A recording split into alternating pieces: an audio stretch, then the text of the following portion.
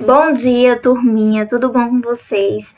Vamos dar início a mais uma aula nossa de ciências e hoje eu vou trazer para vocês a história, da arte egípcia.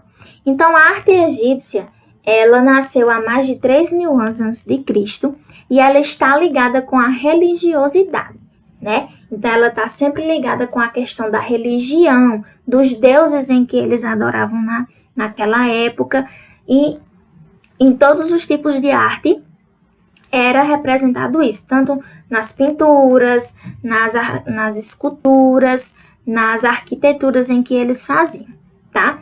Então, essas artes, elas se manifestavam principalmente nos túmulos, em que eles faziam, porque eles acreditavam que as almas das pessoas, elas não morriam, elas não iam embora, E aí, se o corpo ele fosse queimado ou o corpo fosse enterrado, essas almas iam ficar presas ali dentro. Por isso que eles criaram os templos para colocar esses corpos, E daí foi criado os túmulos.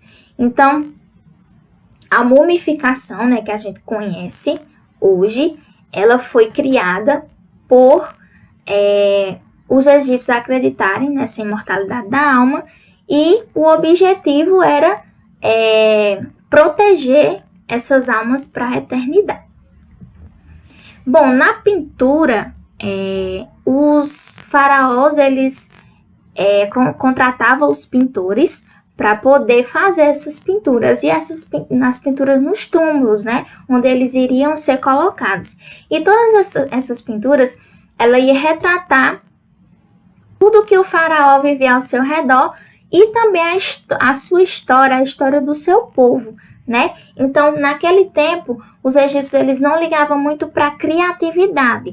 Eles só queriam que as pinturas fossem bem feitas, bem detalhadas, mas não ligavam muito para o estilo em que o pintor utilizava, tá bom? Então,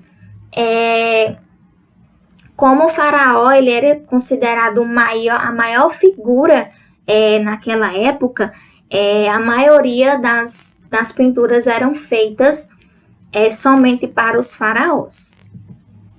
Bom, os egípcios eles usavam cores, muitas cores para fazer suas pinturas, e cada cor tinha um significado. Então, todas essas cores eram retiradas da natureza, eram extraídas da natureza e tinham um significado.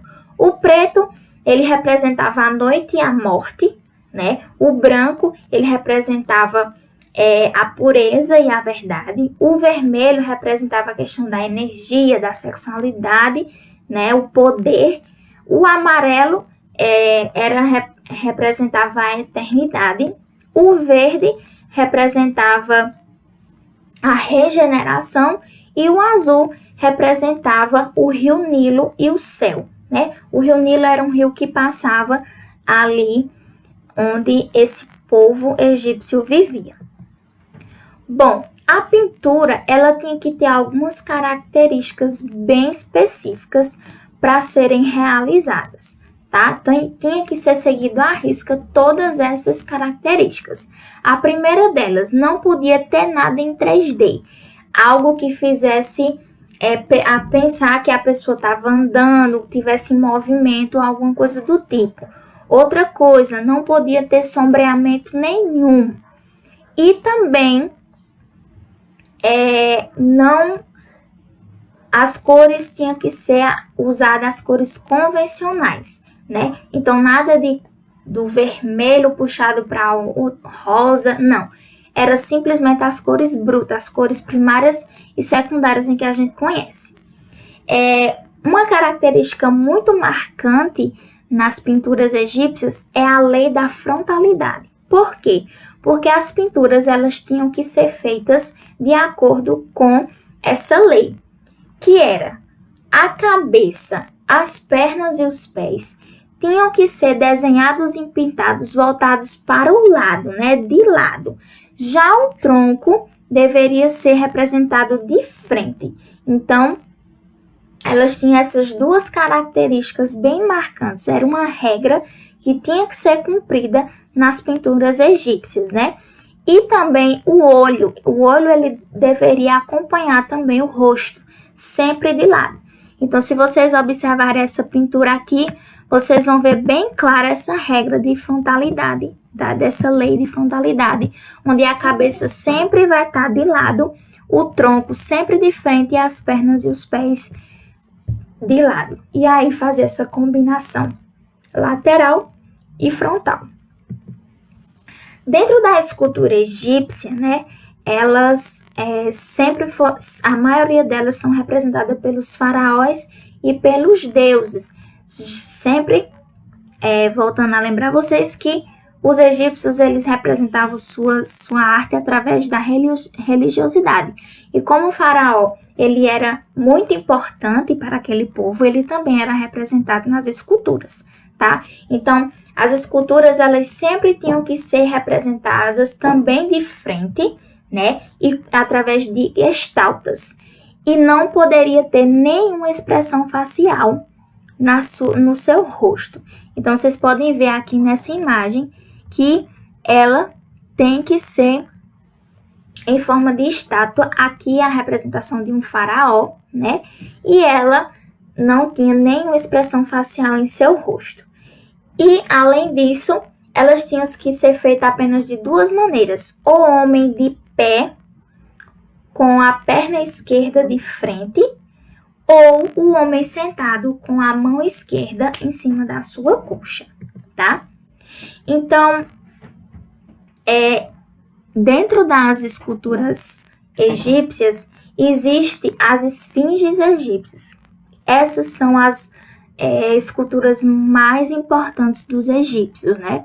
E existe uma, que é essa que está aqui ao lado, que ela tem uma representação muito forte para os egípcios, pois ela descreve um leão com a cabeça de homem, que quer dizer que o corpo de um leão quer mostrar a força e a cabeça do homem quer mostrar a sabedoria, significa sabedoria, né? Então essa é uma das esculturas mais famosas e elas sempre ficavam nas entradas dos túmulos, né? Dos templos, para poder espantar os maus espíritos. Dentro da arquitetura, né?